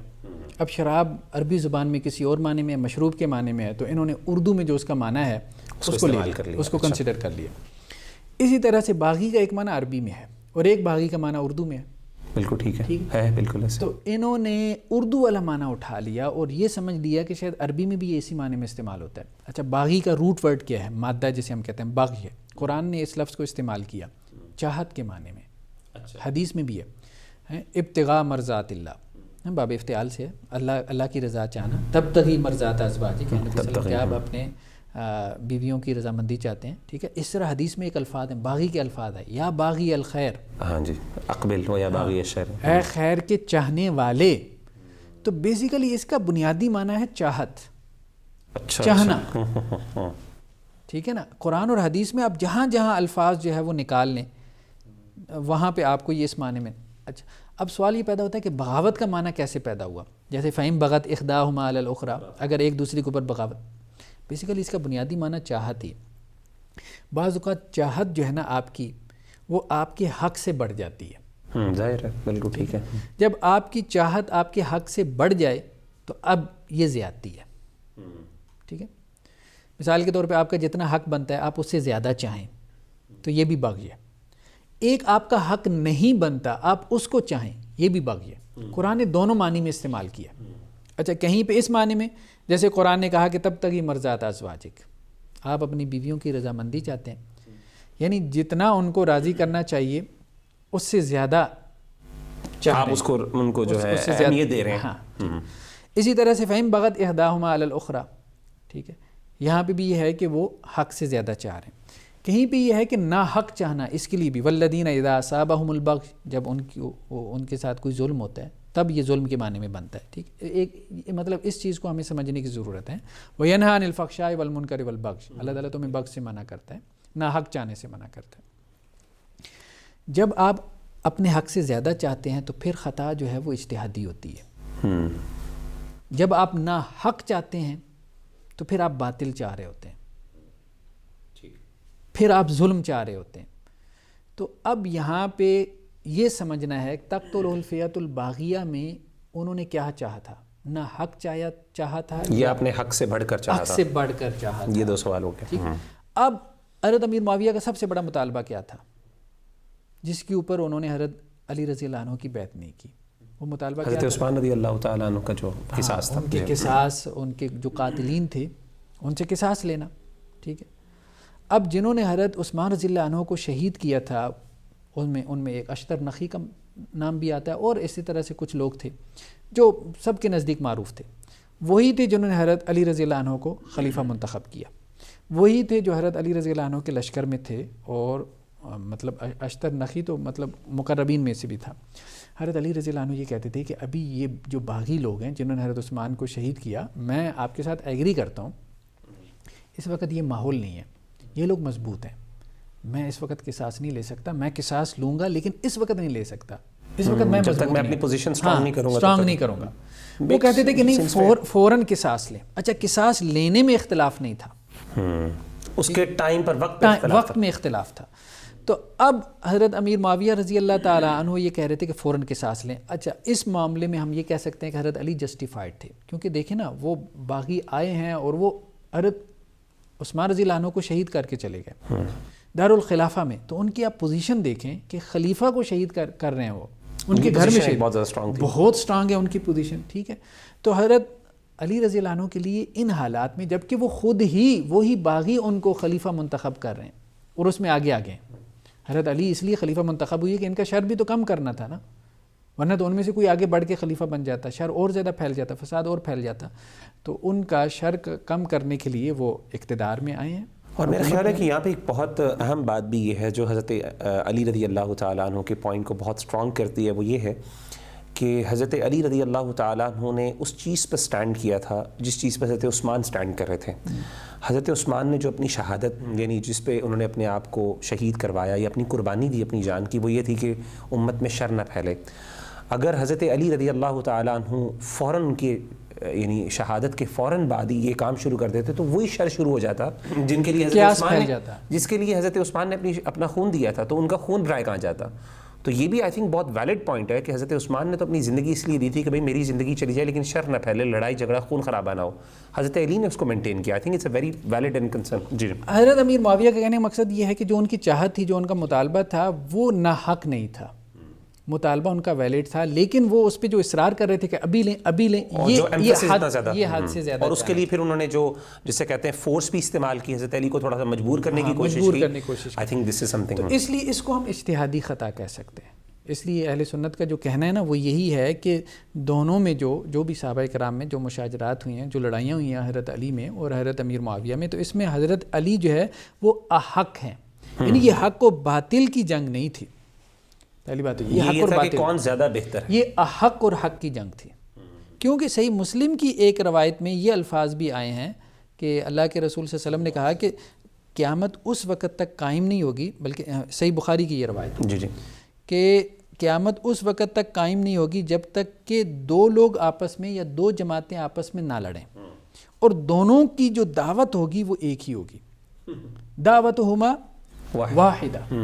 تو اس پہ ابن حجر رحمۃ اللہ علیہ کہتے ہیں کہ اس سے مراد جو ہے وہ حضرت علی اور حضرت امیر معاویہ کی جماعتیں، کیونکہ دونوں اسلام کی طرف بلا رہے تھے، دونوں کلیم کر رہے تھے. درست، دونوں کلیم کر رہے تھے. یہاں پہ وہ جو روایت ہے کہ ایک جہنم کی طرف بلا رہی ہے ایک جنت کی طرف بلا رہی ہے، یہ ڈیبیٹ پر کوشچن ہے، یہ ڈیبیٹ. بلکہ ایک اور حدیث ہے جس میں صحیح مسلم کی وہ روایت ہے کہ اس میں یہ مطلب الفاظ آتے ہیں اولت طائفتین بالحق، دو گروہوں میں سے جو حق کے زیادہ قریب ہوگا. یہ کون سی؟ کس صحیح؟ یہ صحیح مسلم میں. اچھا، اوتھینٹک روایت ہے. ہاں اوتھینٹک روایت ہے. وہ صحیح بخاری کی تھی جس میں یہ کہا گیا کہ دو گروہ آپس میں لڑیں گے جن دونوں کی دعوت ایک ہوگی، جن دونوں کی پکار ایک ہوگی. دوسری میں یہ کہ اولت طائفتین بالحق، دو جماعتوں میں سے جو حق کے زیادہ قریب ہوگی. یہ نہیں کہا کہ دوسری باطل پہ ہوگی.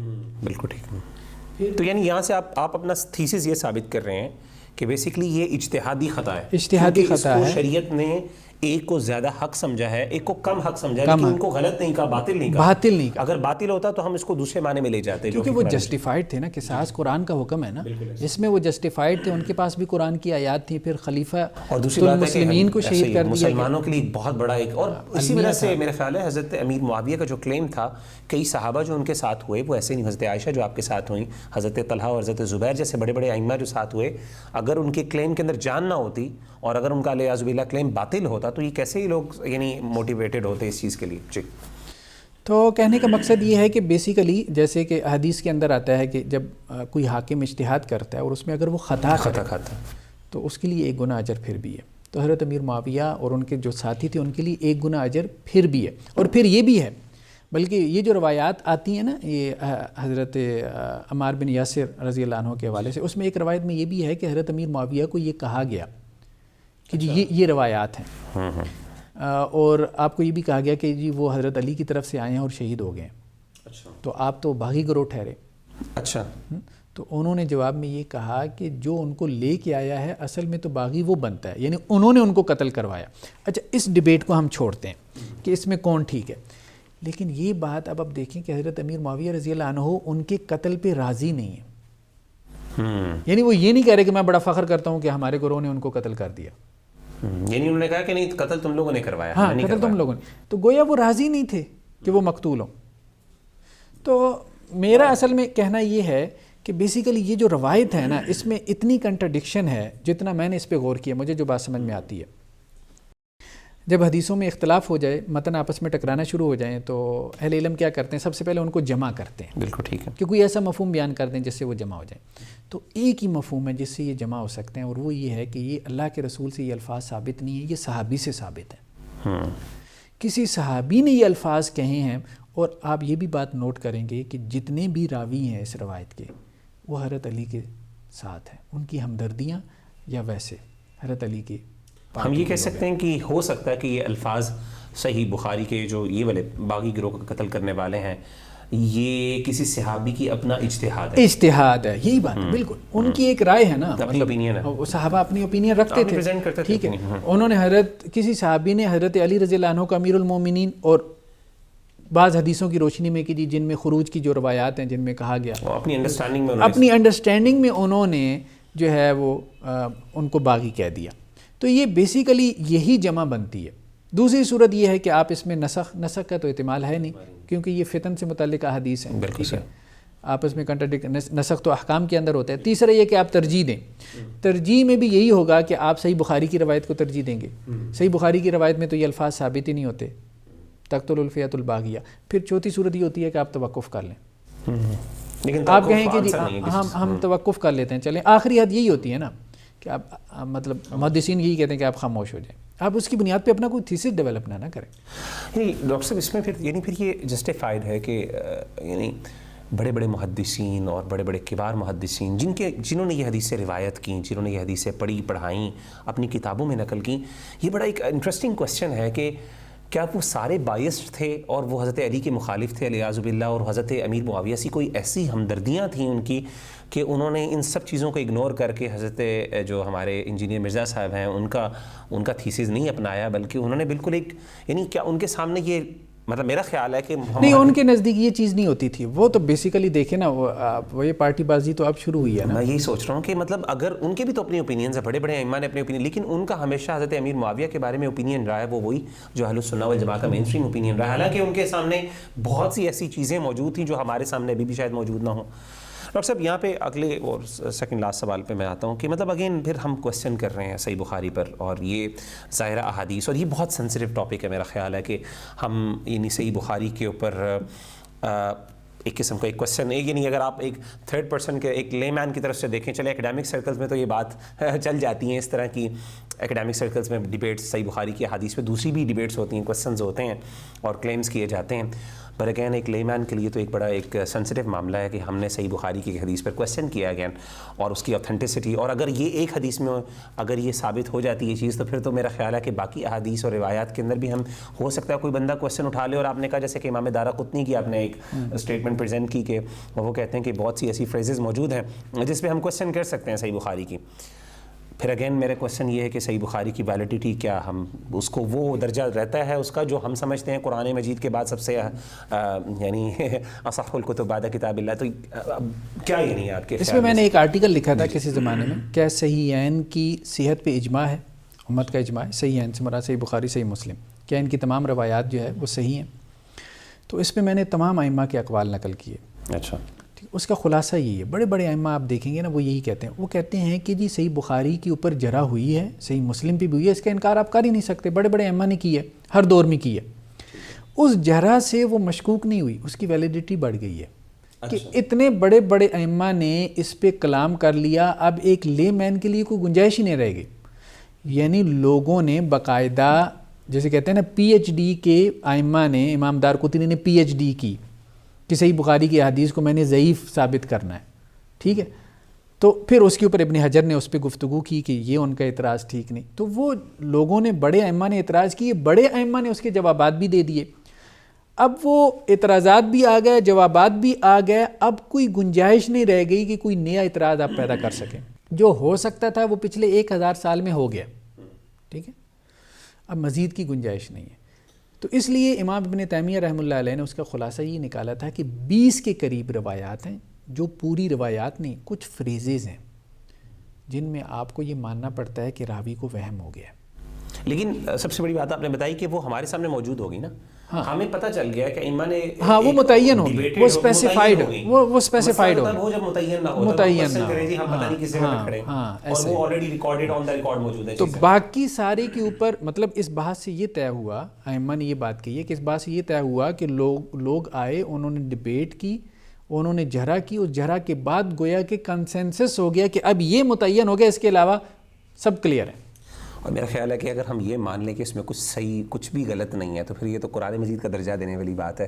تو میرا خیال ہے کچھ نہ کچھ ڈفرینس تو بہرحال ہوتا ہے. ہاں نہیں ہے, کچھ نہ کچھ چیزیں ہیں. ڈاکٹر صاحب آخری سوال میں کرتا ہوں انشاءاللہ, اس کے بعد ہم بات ختم کرتے ہیں. حضرت امیر معاویہ رضی اللہ تعالیٰ عنہ پر بہرحال ہم نے بات کی ہے. حضرت امیر معاویہ رضی اللہ تعالیٰ عنہ کے بارے میں انجینئر مرزا صاحب نے ایک اور کلیم یہ کیا ہے, اور یہ جو بڑی معروف بات ہے کہ حضرت امیر معاویہ رضی اللہ تعالیٰ عنہ کاتبین وحی میں سے تھے. یہ ان کی فضیلت ہے, بڑی معروف فضیلت ہے, اور یہ بڑا across all schools of thought سب کو پتہ مانا جاتا ہے. بٹ اگین انہوں نے اس چیز کو کویسچن کیا ہے, ظاہر ہے. تو میرا آپ سے سوال یہ ہے کہ یہ جو ان کا کلیم ہے یہ کس حد تک درست ہے, اس میں کیا پرابلمس ہیں, کیا یہ واقعی ہم اس پہ ریلائی کر سکتے ہیں کہ نہیں کر سکتے؟ جی دیکھیے, اصل میں یہ صحیح مسلم کی روایت ہے کہ فتح مکہ کے موقع پہ حضرت ابو سفیان آئے اللہ کے رسول کے پاس اور کہنے لگے کہ جی آپ ایسا کریں کہ مجھے 3 چیزیں عنایت کر دیں. ایک تو یہ ہے کہ میرا بیٹا ہے معاویہ, اس کو آپ اپنے پاس کاتب رکھ لیں. اچھا. دوسرا یہ ہے کہ میری بیٹی ام حبیبہ, آپ اس سے نکاح کر لیں. فتح مکہ کے موقع پر؟ فتح مکہ کے موقع. ٹھیک ہے. تیسرا یہ ہے کہ آپ, میں نے مسلمانوں سے کافی جنگیں کی ہیں, تو آپ مجھے حکم دیں اور میں آپ کے حکم پہ کافروں سے لڑوں. تو اللہ کے رسول نے یہ تینوں باتیں مان لیں. ان تینوں باتوں پر ایک راوی ہے, وہ تابعی ہے, اس کا نام ہے ابو زمیل. مطلب کوئی معروف تابعی نہیں ہے. اس نے اس روایت کے بعد تبصرہ کیا ہے, اس روایت کو نقل کرنے کے بعد. وہ راوی ہے اس روایت کا. اچھا, راویوں کی بھی اپنی ایفیلیشن ہوتی تھی, سیدھی سی بات ہے, وہ دور تھا, تو وہ تبصرے کرتے تھے. راوی نے یہ تبصرہ کیا کہ اللہ کے رسول کا مزاج یہ تھا. اب یہ تابعی کہہ رہا ہے, صحابی بھی نہیں ہے, اب اس کو کیسے پتہ چلا اللہ کے رسول کا یہ مزاج تھا؟ اس کی اپنی انڈرسٹینڈنگ ہے. اللہ کے رسول کا مزاج یہ تھا کہ اللہ کے رسول سے جب کوئی چیز مانگی جاتی تھی آپ نہ نہیں کرتے, آپ نہ نہیں کرتے تھے. اس سے کیا تاثر دیا مرزا صاحب نے کہ وہ پہلے نہیں تھے؟ نہیں, یہ سفارشی کاتب بھرتی ہوئی ہیں. اچھا, ٹھیک ہے. یعنی امیر معاویہ سفارشی کاتب بھرتی ہوئی ہیں, اہلیت نہیں تھی. اور ام حبیبہ سے جو نکاح بھی ہوا ہے وہ بھی ریکویسٹ بھی ہوا ہے, سفارش کی وجہ سے ہوا ہے. اچھا, اصل بات یہ ہے کہ جب ہم حدیثوں کو دیکھتے ہیں, اب یہ ابو زمیل ایک بابا ہے نا, سمجھے کہ اس کی حیثیت ایک بابی کی ہے نا, ہمیں تو حدیث کی طرف جانا چاہیے. رسول اللہ صلی اللہ علیہ وسلم کو نہ کرنی آتی تھی, صحیح بات یہ. آپ صلی اللہ علیہ وسلم نے حضرت ابو ذر نے عہدہ مانگا, بہت معروف حدیث ہے, آپ نے نگیٹ کر دیا, آپ اس قابل نہیں ہیں. بالکل صحیح. امیر معاویہ اگر قابل نہ ہوتے تو اللہ کے رسول کبھی نہ کرتے, اور خاص طور پہ کاتبین وحی جیسا اسٹیٹس بہت بڑا اسٹیٹس ہے, ممکن نہیں تھا, ذمہ داری والا اسٹیٹس ہے. پھر یہ تو ہو گیا عہدے کی بات کہ اللہ کے رسول عہدے میں نہ کرتے تھے, آپ کو سلم کو نہ کرنی آتی تھی, یہ حدیث سے ثابت ہے. تو اس لیے یہ کہنا کہ اللہ کے رسول نے پریشر میں آ کے جو ہے وہ ان کو کاتب وحی رکھ لیا, نہیں, میرا نہیں خیال یہ کوسچن کے بعد. دوسرا جو آپ انہوں نے نکاح والی بات کی ہے, چونکہ انہوں نے بیٹی پیش کر دی تو اللہ کے رسول نے لاج رکھ لی, کیونکہ اللہ کے رسول کو نہ کرنی نہیں آتی تھی. اللہ کے رسول کے پاس ایک خاتون آئی, بالکل صحیح, جس نے اپنے آپ کو نکاح کے لیے پیش کیا, آپ نے نہیں کیا. بالکل صحیح, آپ نے نہیں کر دی, اسی مجلس کے اندر نہیں کر دی, اور بلکہ ایک اور صحابی سے اس کی شادی کروا دی جس کے پاس کچھ بھی نہیں تھا حق مہر دینے کو, اور کہا کچھ قرآن یاد ہے تو اس کے بدلے. یہ کتنی معروف حدیث ہے. تو یہ جو تھیسس ڈیولپ کر رہے ہیں یہ جو ہے نا وہ ٹھیک نہیں ہے. پھر یہ کہتے ہیں کہ جی یہ حدیث میں الفاظ ہیں صحیح مسلم کے کہ وہ کاتب تھے, کاتب رسول تھے. یہ نہیں ہے کہ کاتب وحی تھے, تو وہ خط و کتابت جو ہوتی تھی نا اللہ کے رسول کی وہ کرتے تھے. اچھا, ایک اور روایت یہ ہے, اس پہ میں نے تحقیق کی, اپنے کتابچے میں میں نے ان روایات کو نکالا ہے. تو یہ امام بہقی نے اس روایت کو دلائل النبوہ میں نقل کیا, یہ صحیح روایت ہے. تو عبداللہ بن عباس رضی اللہ عنہ سے کہ اللہ کے رسول نے جب کہا نا حضرت عبداللہ بن عباس کو کہ جاؤ معاویہ کو بلا کے لاؤ, تو حضرت عبداللہ بن عباس کہتے ہیں وکان یکتب الوحی, وہ وحی لکھا کرتے تھے. تو عبداللہ بن عباس سے بڑھ کے کیا شہادت ہوگی. اور یہ حدیث روایت, اور حضرت عبداللہ بن عباس ہیں بھی خاندان نبوت, ہاں خاندان نبوت میں سے, اہل بیت میں سے ہیں. وہ یہ گواہی دے رہے ہیں کہ وہ وحی لکھا کرتے تھے. تو یہ نہیں کہنے کا مطلب ہے کہ یہ حدیث روایتی ہے، یہ ثابت ہے جو آپ نے پریزنٹ کی سنن بہقی ہاں، کی یہ سنن بہقی کی جو دلائل النبوہ میں ہے یہ روایت بالکل مطلب صحیح طرح سے ثابت ہے۔ پھر انہوں نے ایک اور اعتراض کیا، اعتراض یہ کیا کہ جی دیکھیں وہ فتح مکہ کے بعد جو ہے نا اللہ کے رسول نے ان کو کاتب وحی رکھا حضرت امیر معاویہ کو، تو فتح مکہ کے بعد وحی کون سی نازل ہوئی ہے؟ اچھا، اسٹیٹمنٹ یہ جاری کر دی کہ 99.99% وحی جو ہے وہ فتح مکہ سے پہلے نازل ہو گئی تھی، باقی کیا رہ گیا تھا جو وہ وحی لکھتے تھے۔ اس پہ تو نہ ہی بات کی ہے، تو اچھی بات ہے، اتنا بڑا کلیم یہ تو اب فتح مکہ کے بعد ہوئے غزوہ تبوک۔ اللہ فتح مکہ ہوئی 8 ہجری میں، غزوہ تبوک ہوا 9 ہجری میں، اور سورۃ توبہ ساری غزوہ تبوک سے بھری پڑی ہے، کم از کم 1.25 پارے کی تو ہے سورۃ توبہ۔ پھر سورہ المائدہ جو ہے، آپ جو مفسرین کی ابحاث اٹھا کے دیکھیں، سورہ مائدہ 1 پارے سے زائد ہے، وہ فتح مکہ کے بعد نازل ہوئی۔ سود کی آیات، اتنا کچھ آپ کو مل جاتا ہے۔ نہیں، میں نے کہا وہی بات ہے کہ یہ بڑا عجیب سا انہوں نے کلیم، مجھے لگتا ہے شاید جلدی میں انہوں نے یہ بات ہائپر ہو کے کر دی ہوگی۔ تو یعنی ڈاکٹر صاحب، یعنی اس میں سارے تھیسز کو میں سمجھ، ہم نے ماشاء اللہ بڑا اچھا آپ نے پریزنٹ کیا۔ میں آخری بات ایک بڑا ہمارے آڈینس کے لیے، میرا خیال ہے یہ بات واضح ہونا، کلیئر ہونی چاہیے، آپ کا موقف بھی آ جائے کہ اس سارے تھیسز سے کہیں ہم نے جو آپ نے شروع میں ایک بات کی تھی کہ صحابہ کے اندر طبقات موجود ہیں، بالکل موجود، ان میں لیولز ہیں، کچھ صحابہ بہتر ہیں، کچھ کم ہیں درجے کے، اور اللہ تعالیٰ نے خود فرق کیا ہے، قرآن مجید میں یہ فرق کیا ہے۔ اور بہرحال میرا خیال ہے کہ آپ کے اوپینین سے یہی ثابت ہوتا ہے کہ حضرت علی رضی اللہ تعالیٰ عنہ کو نہ صرف آپ ان کو بہتر سمجھتے ہیں، ان سے درجے میں افضل سے درجے میں افضل سمجھتے ہیں، بلکہ اسی طریقے سے آپ ان کو احق بھی سمجھتے ہیں، ان کو زیادہ فضیلت والا سمجھتے ہیں۔ اور میرا خیال ہے کہ ہم بہت سے صحابہ کے اندر حضرت علی رضی اللہ تعالیٰ ہمارے نزدیک بہت اہم ہے، اور اہل بیت کا اپنا مقام ہے، اس میں کسی کا اختلاف نہیں ہے، کسی کا کوئی اختلاف۔ یہ جو ہم پورا تھیسس پریزنٹ کر رہے ہیں، اس سے میرا خیال ہے کہ ہماری صرف یہ انڈرسٹینڈنگ ہے کہ یہ جو صحابی صحیح امام حضرت امیر معاویہ رضی اللہ تعالیٰ عنہ ہیں، ان کو ہمیں کوئی ایسا ثابت، کوئی برا آدمی، کوئی ایول پرسن، کوئی گناہ گار یا جہنمی ہم ان کو نہیں کہہ سکتے، باقی ان سے اجتہائی خطا ہوئی ہیں۔ حضرت علی ان سے بہتر تھے، ان کے اندر ظاہر ہے حضرت علی جیسا مقام اور مرتبہ وہ والا نہیں تھا، تو میرا خیال ہے کہ ہم اس چیز کے اوپر ایگری کر رہے ہیں۔ بالکل ایسے، بالکل ایسے۔ ٹھیک ہے جی، جزاک اللہ خیر۔ میں آخر میں سمرائز کر لوں ہماری آج کی جو ڈسکشن ہے، اور اس پہ ڈاکٹر صاحب آپ بھی کچھ اگر کہنا چاہیں مزید تو۔ ایک تو ہم نے سب سے پہلے بات کی تھی کہ جو حضرت امیر معاویہ کے بارے میں یہ کہنا کہ کوئی روایت ثابت نہیں ہے ان کے بارے میں، یہ بات درست نہیں ہے، ان کی فضیلت پر۔ قرآن مجید کے اندر، قرآن مجید کی بھی یہ آیات کی مصداق ہیں، یعنی مختلف روایات کی بھی، صحیح سنن ترمذی کا آپ نے مینشن کیا، اور بہت سے ائمہ محدثین نے اس کو صحیح اور حسن قرار دیا، ریلائبل قرار دیا۔ اسی طریقے سے آپ نے کہا کہ جو اسحاق بن رہوہ امام، ان کی جو سٹیٹمنٹ ہے وہ بذات خود ثابت نہیں ہے، جب احادیث ثابت ہو گئی تو سمجھے کہ ان کی سٹیٹمنٹ، بالکل آبویسلی ان کی سٹیٹمنٹ جو ہے وہ انویلڈ ہے۔ اسی طریقے سے آپ نے کہا کہ جو باغی گروہ والی بات تھی، آپ نے کہا کہ وہ روایات جو ہیں صحیح بخاری کے اندر خاص طور پہ یہ جو الفاظ ہیں، اس کے اندر جو فریز ہم نے اس کے اندر نکالے تھے کہ حضرت کہ آپ کو جو ہے نا فیۃ الباغیہ، یعنی باغی گروہ قتل کرے گا، وہ بھی جو ہے وہ کوسچنیبل ہے۔ چلے ہم اس کو اگر نہ بھی کریں، but again we have to start, یہ ایک ڈسکشن ہے کہ آپ اس پر کم از کم اپنا تھیسز نہیں قائم کر سکتے جس پہ آپ ایک صحابی کو بلٹل کریں، ایک صحابی کو اللہ معاف کرے بہت برا کہیں، آپ اس پہ کوسچن بہرحال ایک اٹھتا ہے۔ اسی طریقے سے آپ نے پھر کہا کہ اگر ہم فرض کریں مان بھی لیں کہ وہ لفظ ثابت ہے، اور کیونکہ محدثین نے مانا ہے تو ہم ان کی بات کو اہمیت دیتے ہیں، تو وہ باغی جو لفظ ہے اس کا مطلب جو ہے حق سے، جو ان کا حق ہوتا ہے اس سے تھوڑا سا بڑھ کر چاہنا ہے، نہ کہ یہ کہ بغاوت کرنا، جس طرح ہم اردو میں استعمال کرتے ہیں اللہ معاف کرے کہ باطل کے لیے لڑنا، کھڑے ہونا، یہ سب کچھ جو ہے۔ اور آخر پہ آپ نے بات کی کہ کاتب وحی جو تھے اللہ کے رسول صلی اللہ علیہ وسلم کے یہ تھے، اور بہت سی وحی بعد میں ان کی جو فتح مکہ کے بعد نازل ہوئی، تو انجینئر مرزا صاحب کا جو کلیم ہے یہ اس بارے میں درست نہیں ہے۔ تو جزاک اللہ خیر ڈاکٹر صاحب، اسی کے ساتھ ہم اپنے آج کے اس پروگرام کا اختتام کرتے ہیں، اور آپ سے گزارش ہے کہ ہمارے اس پروگرام کو لوگوں کے ساتھ شیئر کریں تاکہ آپ بھی اس کار خیر کے اندر حصہ ڈال سکیں۔ تو انشاءاللہ ملتے ہیں اگلے پروگرام کے اندر روایت اور جدیدیت کے۔ السلام علیکم ورحمۃ اللہ وبرکاتہ۔